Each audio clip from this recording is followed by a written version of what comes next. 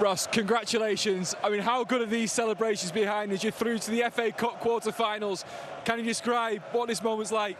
Yeah, it's an amazing feeling. It's obviously a cup competition we've wanted to do well in, and we knew we had a massive support today, and they've travelled early on a Sunday, and it's great to get the win for them. I'm sure they'll enjoy their day, and yeah, we can look forward to the draw now. Listen, the goal took a long time to come. When you're stood over that penalty, did you know exactly where that ball's going? Yeah, look, like I said, I love those moments. As a striker, I wanted the penalty. You know, I practiced them quite a lot, so I knew when I got it what I was looking to do, and it was just good that it hit the net. As you're watching, particularly that first half from the bench, maybe not chances, but so many good moments for your side, did you start thinking maybe we might have missed our opportunity today? No, never. I think the belief's always there.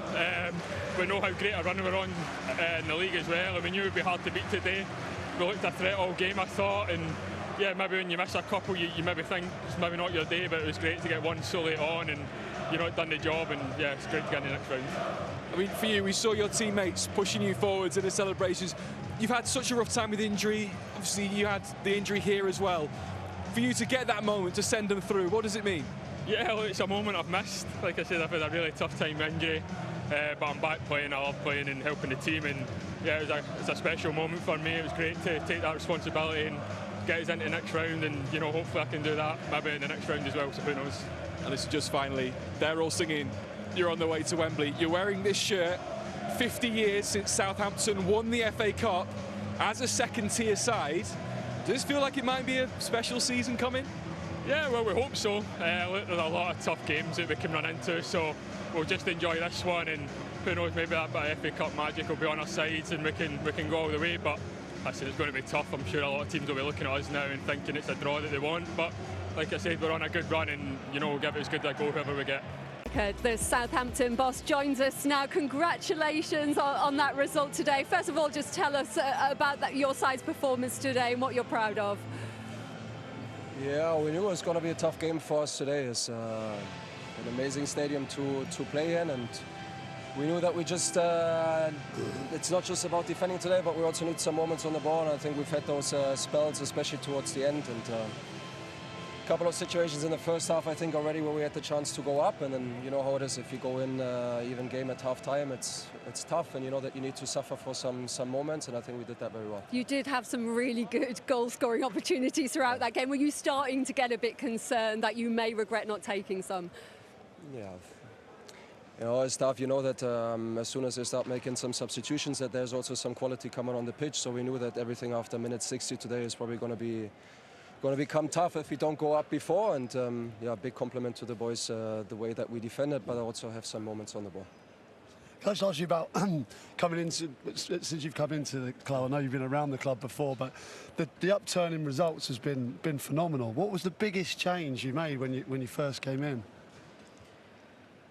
Well, I think you know how it is as a player. Sometimes if you play well and you don't manage to win games, how tough it is to turn that around. So I think it's not so much what you do technically, it's not so much what you do tactically, but just to find that belief again.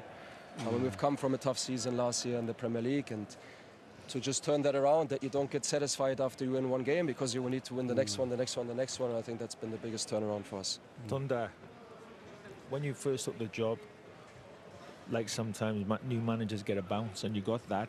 Then the results went away a little bit, but you came back again. We were saying this before the game. I remember being a young manager. Believe it or not, I was your age one time, long time ago.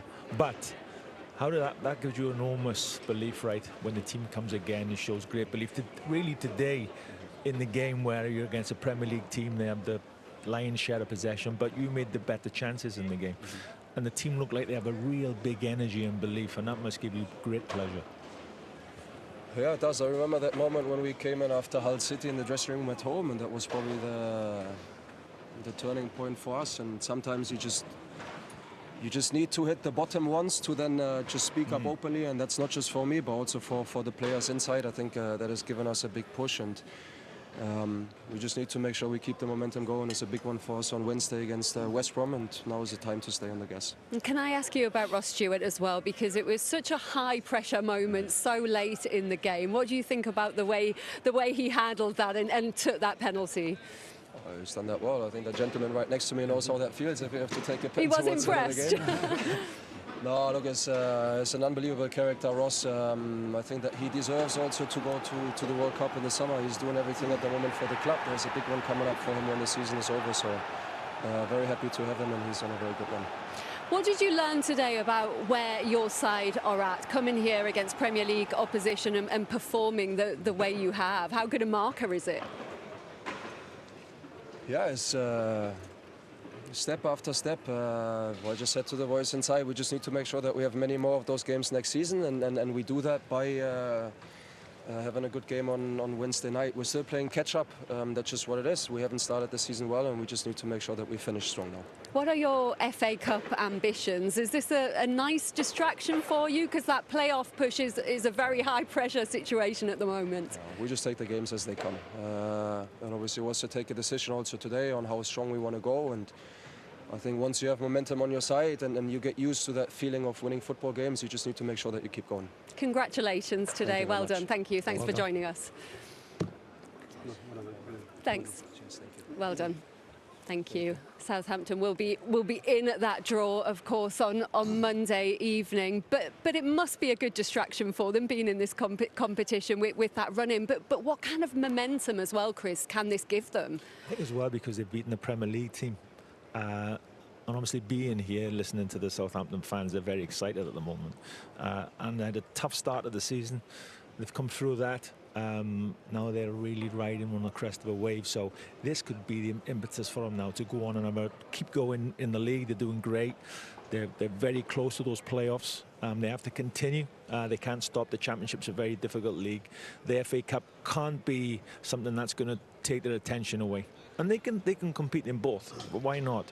It looks like they've got a really good team, really good spirit. They're playing with confidence, so they're in a really good moment now, and they need to keep that going. Yeah, because you wondered coming into it, Peter, whether this is an unwanted distraction for them, but I guess that confidence just breeds confidence. It can only be a good thing. Yeah, it's the way they approach the game as well. I thought it might be the other way, because Fulham, you'd think, you know, a Premier League club at this stage, you think you can go on and win it. Can Southampton win it? You know, possibly not. They might not be thinking that. So I thought they might make changes, but he went with a really strong side, and Fulham went the opposite way and rested a few, made some changes, and the approach to the game was ultimately what was the difference, because Fulham just weren't at it, unfortunately, and Southampton fully deserved the result. And it's only the chat. It's not like Fulham were playing a team from like 2 or 3 leagues below. They're playing Southampton. The Championship and informed Southampton. So of course now the questions will be asked why Marco made the changes, but Marco did what he believed was right. But that is the danger in this competition. You're up against a team in one league below who are playing very well. You don't hit the ground running, you don't quite hit the heights that you're capable of, you're going to lose. Marco, out of the FA Cup today, how disappointing an afternoon was that from your side? Completely disappointing result and afternoon for us, for the football club and for the fans, man.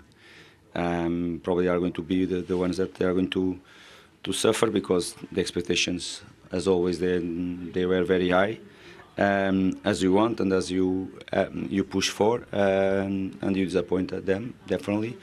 It's a moment for us to look for ourselves, definitely, because it was not good enough. We can talk about many things. It's not probably the moment for me to be here to talk about that situation. But clear, really bad day for us, that has to make us to look even more inside for ourselves and move on. We are going to have another game, but really is a big punch on ourselves, definitely, and you have to really say that was not near good enough from us. We can talk about the command of the game, we can talk about many things, chances, all that stuff. The reality that they had 5 shots, just 5 shots as well, but most of that 5 shots, they were chances as well.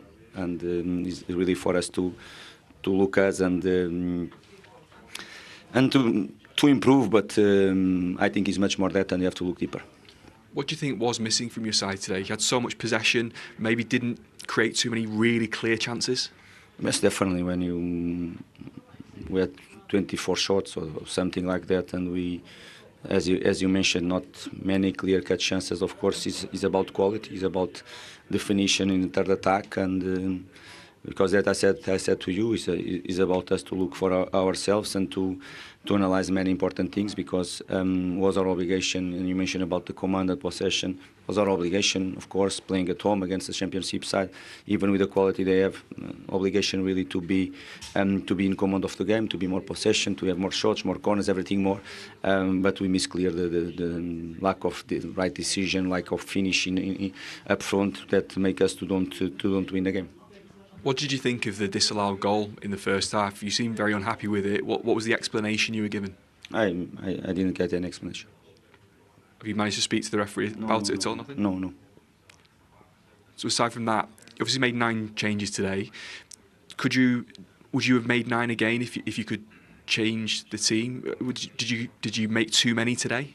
I understand your question, and of course now is what will come on the top of one analysis. And I understand. I'm here.